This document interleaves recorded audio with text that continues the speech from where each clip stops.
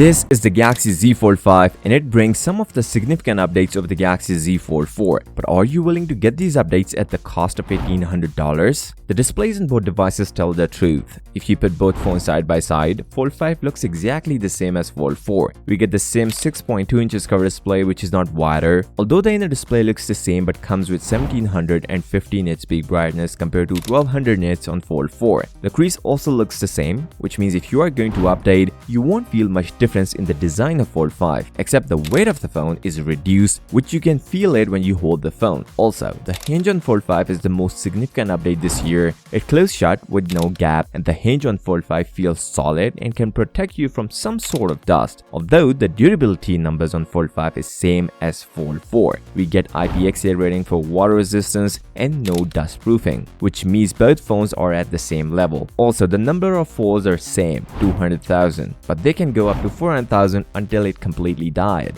The battery life is something I need to talk about. Both Fold 5 and Fold 4 shares the same battery, 4400 mAh, but Fold 5 lasts longer than the Fold 4. If you test with the 60Hz mode, Fold 5 lasted about 10 hours and 55 minutes compared to 9 hours and 17 minutes on Fold 4. And in a screen-on-time test with the inner display, Fold 5 lasted about 9.5 hours. The battery on Fold 5 is improved, no doubt, but there is not a big difference. You can use light mode to even extend the battery. The charging speed is also the same, 25 watt. So for a little better battery, you can go for Fold 5, which is all because of a new power-efficient processor. The cameras on Fold 5 and Fold 4 is an interesting part. Both phones shares the similar numbers and almost gives the same amount of details in a picture. But Fold 5 brings more sharper image. The most significant update we saw on Fold 5 is the UDC under-display camera. Look at this image. Fold 5 image brings more detail, but Fold 4 picture is washed out. Although both phones shares the same 4-megapixel sensor, which means Samsung optimized the inner display selfie shooter. Also, one added feature on Fold 5, 8K video recording at 30 frames per second. Performance on Fold 5 is good, but you won't feel much difference until you put some pressure on Fold 5 and Fold 4. In a day-to-day usage, Fold 5 works really well with the new Snapdragon 8 Gen 2, which helps Fold 5 to save up some battery. But if you are not a gamer or a heavy user, you won't feel much difference. Although with the new One UI 5.1.1, the animations are better than the Fold 4. If you need a wider cover display and a new cameras, then I would suggest you to wait for Fold 6, but still, the biggest question is,